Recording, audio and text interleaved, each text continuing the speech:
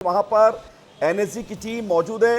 NSG की team वहां से जो है साक्ष्यों को लेकर, सबूतों को लेकर कुछ देर में रवाना हो रही है। वो तस्वीर भी हम आपको दिखा रहे हैं। अमित शाह यहां पर पहुंचे थे, उन्होंने तमाम अधिकारियों के साथ चर्चा करने के बाद वो यहां से रवाना हो गए हैं। एलएनजेपी अस्पताल भी पहुंचे, वहां पर घायलों से हालचाल लिया, अधिकारियों के साथ वहीं पर बैठक की और उसके बाद वहां से वो रवाना होते हुए ग्राउंड स्पोर्ट पर पहुंचे और ग्राउंड पर हालातों की समीक्षा करने के बाद, अधिकारियों से बातचीत करने के बाद वो भी रवाना हो गए हैं। अब एक बड़ा सवाल है और सबसे बड़ा सवाल है कि इस हादसे के पीछे की वजह क्या है। ये हादसा है, साजिश है, इसके पीछे की वजह क्या है, ये विस्फोट किन हालातों में हुआ, किन परिस्थितियों में हुआ, इसके पीछे के कारण क्या है, हर एंगल से जांच हो रही है। अमित शाह ने कहा कि कोई भी एंगल छोड़ा नहीं जाएगा। जो लोगों के मन में सवाल हैं, आपके मन में भी सवाल है कि क्या कोई आतंकी घटना है, क्या कोई ऐसे गिरोह का, ऐसे संगठन का ये काम है जो देश को दहलाना चाहता था, क्या इस देश में बैठे दुश्मनों का काम है देश के, या फिर ये एक ऐसी घटना है जो एक बड़ा हादसे के तौर पर सामने आई है।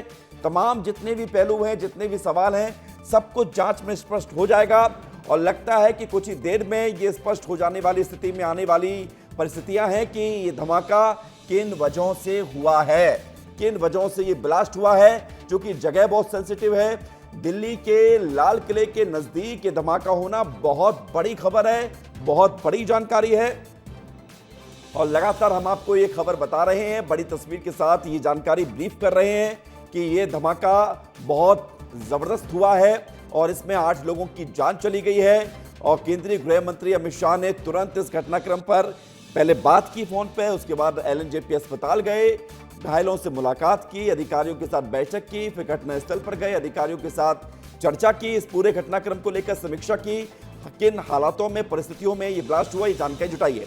राकेश हमारे साथ लगातार बने हुए हैं। राकेश, अमित शाह ने कहा अपने बयान में कि कुछ देर में स्पष्ट हो जाएगा कि धमाका किस वजह से हुआ है, तो क्या ये माना जाए कि आज ही ये तय हो जाएगा या कल तक के लिए इंतजार करें? देखिए, कुछ भी कहना जल्दीबाजी होगी विवेक, इसलिए क्योंकि इतनी सारी एजेंसी अपने अपने पक्ष को जांच रही है। तमाम सैंपल इलेक्ट किया गया है, लैब भी भेजा गया है कुछ सैंपल को, तो कितनी जल्दी रिपोर्ट आती है, किस विस्फोटक पदार्थ का इस्तेमाल किया गया है, अभी तक यही नहीं पता चला है, इसके सोर्स क्या है।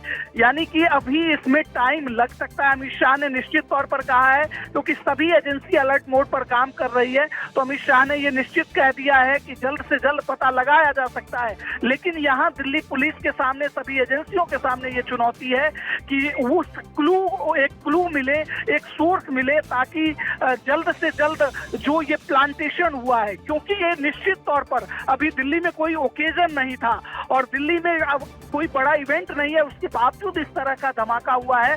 तो सभी एजेंसियों के सामने यही सवाल है कि आखिर ये आया कहां से, कहां जा रहा था, क्या कोई आत्मघाती हमला हुआ है या फिर विस्फोट किया गया है या कहीं साजिश रची गई फिर यहाँ लाकर, क्योंकि भीड़ भाड़ वाला इलाका है, पूरे देश के लोग यहाँ इकट्ठा होते हैं। तो ये सभी सवाल एजेंसियों के सामने है, इसीलिए जांच किया जा रहा है। और अभी तक सिर्फ यही जानकारी मिली है कि गाड़ी i20 गाड़ी के पीछे ये धमाका हुआ, तो क्या उसके डिक्की बॉक्स में रखा हुआ था, क्या विस्फोटक था, क्योंकि हाई इंटेंसिटी ऐसा है कि 100 मीटर दूर जो दुकानें हैं उसके शीशे टूट गए, सभी गाड़ियां क्षतिग्रस्त हो गई जो पीछे से चल रही थी।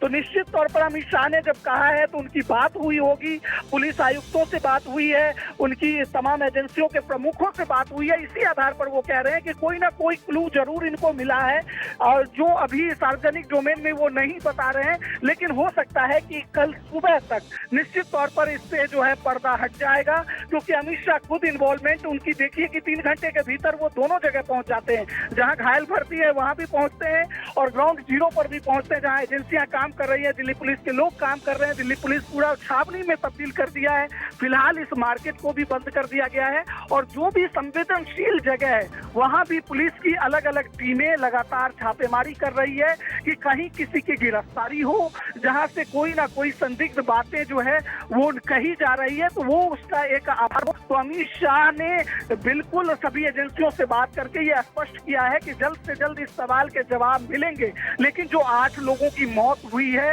उसके दर्द को जरूर सभी महसूस कर रहे हैं अभी, और यहाँ स्थिति इतनी भयावह है कि वो तस्वीरें मैं नहीं दिखाना चाहता, क्योंकि लोगों के अंग दूसरी जगह पड़े हुए हैं, यानी कि 100 मीटर दायरे में फैला हुआ है। तो समझ सकते हैं ये विस्फोट कितना हाई इंटेंसिटी का था।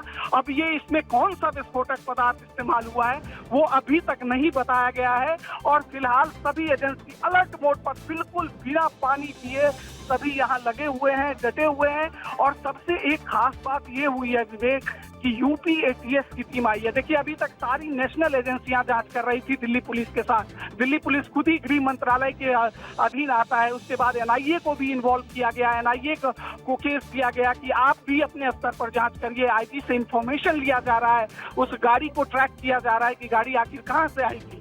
लेकिन सबसे जरूरी है कि यूपी एटीएस यहाँ क्या करने आई, यानी कोई ना कोई क्लू जरूर एजेंसियों को मिला है।